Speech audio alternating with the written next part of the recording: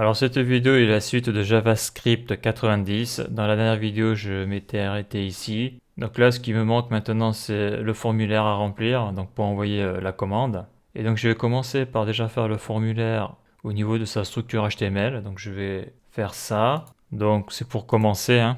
Après, je verrai si je fais des modifications ou pas. Donc l'idée c'est ça. Donc mettre un prénom, un nom, adresse de livraison, la ville, le code postal, l'email et envoyer la commande. Donc voilà ce que je vais faire dans cette vidéo là. Et dans les vidéos suivantes, après, j'attaquerai le JavaScript.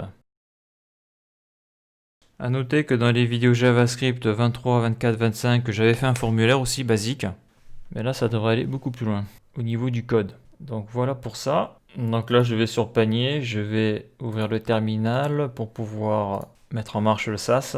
Donc npm run SAS, entrée, voilà. Là, je vais zoomer un peu plus. Voilà, et là, je vais donc mettre mon code HTML ici. Donc bien sûr, après ça changera de place, ça ira dans le JavaScript, mais bon, il faut que je fasse la structure.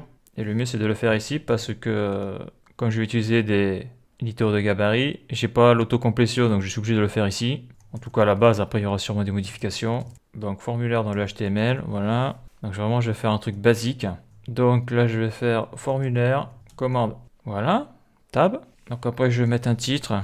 D'ailleurs, je vais peut-être afficher ma page à côté, quoique non. Si je fais CTRL S, donc là, pour le moment, il se passe rien. Donc là, ce que je vais faire, donc, c'est remplissez le formulaire pour valider la commande. CTRL S, donc voilà ce que ça affiche. Et donc après, donc la balise forme. Là pour le moment, je mets rien.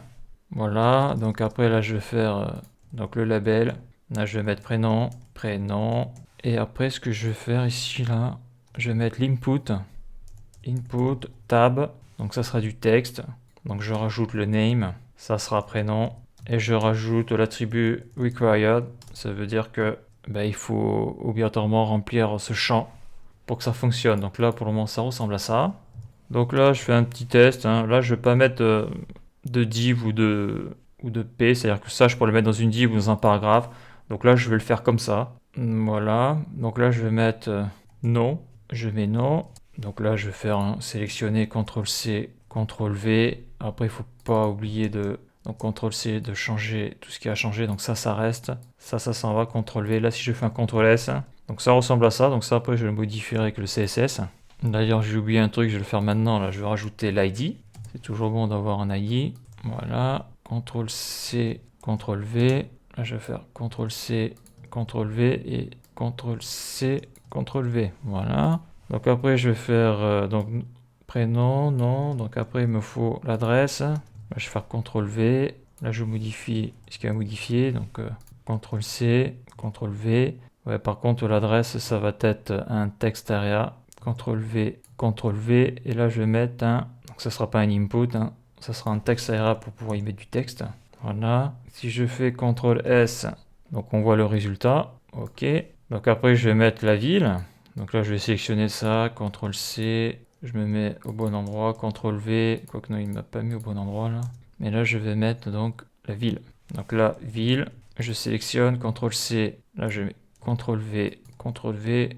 Et je mets ici CTRL-V. CTRL-S. Qu'est-ce que ça donne? On voit pas la ville. On voit pas la ville. C'est bizarre ça. Ok, donc là, il manque une balise. Super. Voilà, la balise qui manque, c'est au niveau text ARI. Input, il n'y a pas de balise fermante. Par contre, à text ARI, il faut une balise fermante. Sinon, ça ne marche pas.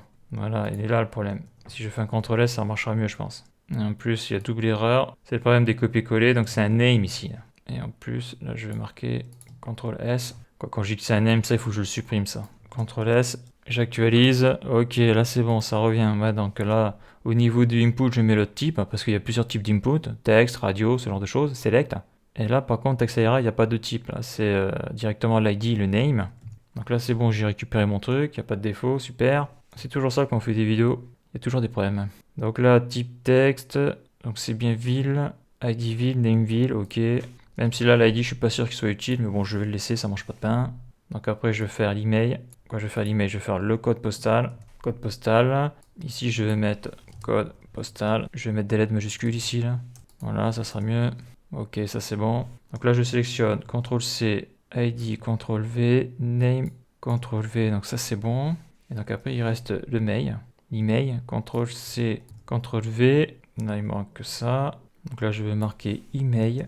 Ici, je vais marquer email. Voilà. Et donc là, je sélectionne CTRL-C. Là, je sélectionne non, CTRL-Z. C'est ici qu'il faut que je sélectionne CTRL-V, CTRL-V. Voilà. Donc si je fais CTRL-S, ça fait quoi? Bah, ça fait ça. Et après, ce que je vais faire, donc, c'est le bouton envoyer. Donc, bouton. L'ID, ça va être envoyer formulaire. Je regarde un truc. Là, ouais, c'est formulaire commande, que je me plante pas. Donc après, le type, c'est submit.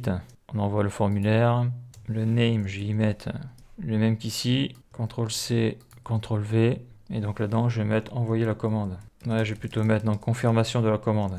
Donc voilà, confirmation de la commande. CTRL-S, qu'est-ce que ça donne? Ça donne ça. Donc là, il n'y a aucune mise en page encore. Donc voilà, donc après, je vais faire suppression pour que ça soit comme ça. Donc ok. Ouais, donc en plus, là, le div, il est mal placé là. CTRL-X, moi je veux tout ça dans la div. CTRL-F, CTRL-S. Donc voilà le résultat. Donc là pour le footer ici, mais ça je verrai ultérieurement ça. Ça je pense que ça coûte du JavaScript. Du code JavaScript, je sais pas. Ça à étudier. Ok, donc ça c'est bon. Donc là la mise en page elle est pourrave. Donc là il va falloir que j'y aille dans le style SCSS. Donc là je clique ici, je vais dans style.scss. Donc là je vais tout en bas du fichier pour mettre ma délimitation. Voilà, et donc là je vais faire donc le formulaire envoi commande.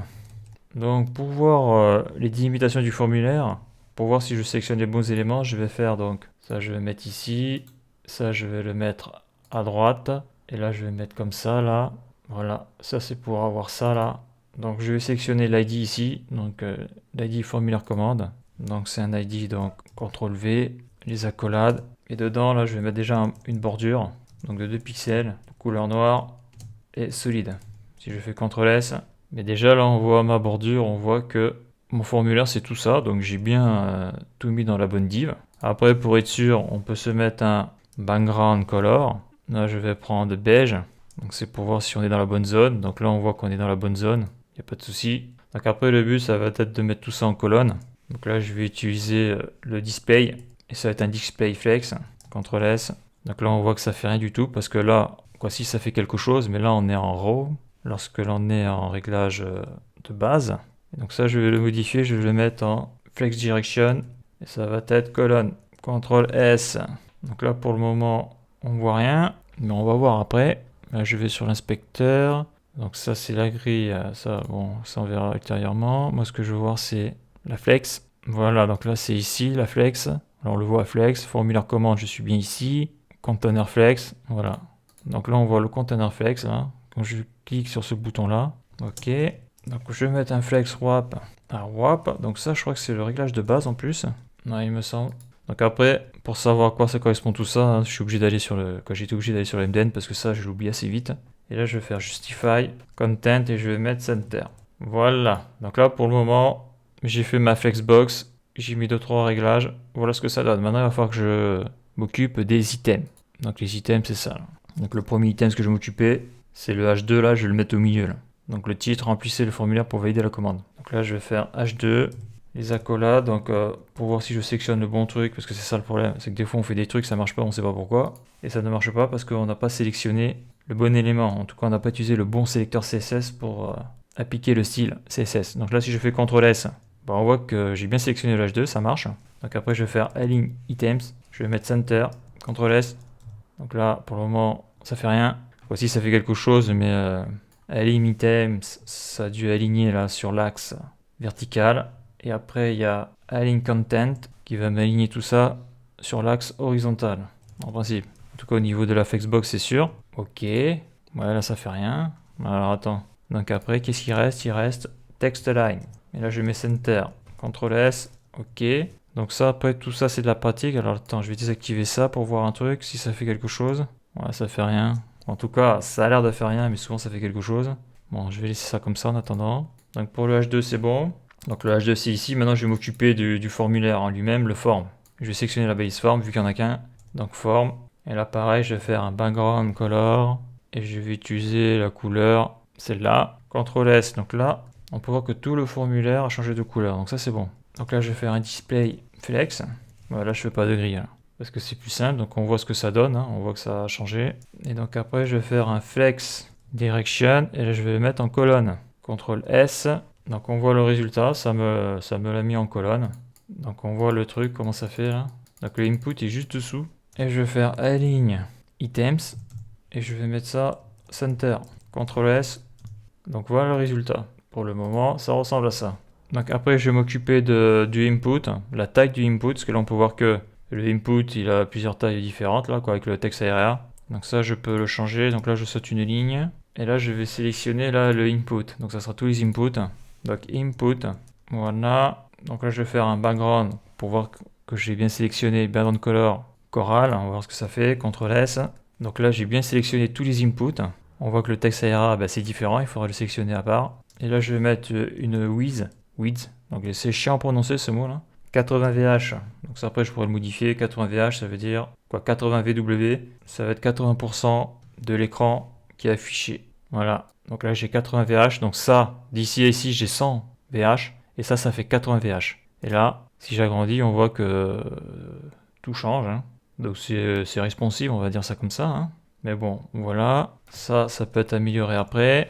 Mais bon, le but, c'est de faire fonctionner le JavaScript. Parce que mine de rien, la mise en page, ça peut prendre un temps monstrueux à faire. Surtout quand on débute. On n'a pas des patterns dans la tête. Voilà, tout se fait à la main, c'est un peu long, quoi. Mais bon, c'est comme ça qu'on apprend aussi. Donc là, le texte area, je vais faire la même chose. Hein. Par exemple, déjà, je vais voir si j'arrive à le sélectionner. Donc en principe, il n'y a pas de souci. Je vais prendre, tiens, le rouge, là. Si je fais CTRL S, c'est bon, je l'ai bien sélectionné. Bien sûr, tout ça, après, à la fin, on peut l'enlever. Hein.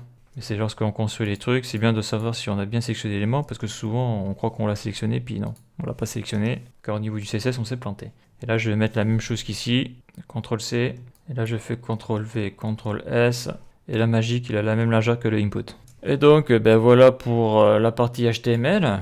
Maintenant, il faudra donc récupérer là, le code HTML pour après le mettre dans le JavaScript. Pour faire en sorte que tout ça, ça soit dynamique, récupérer toutes les valeurs et puis voilà. Et après les envoyer sur un serveur, bien sûr, avant les contrôler. Donc voilà pour cette vidéo, la suite dans JavaScript 92.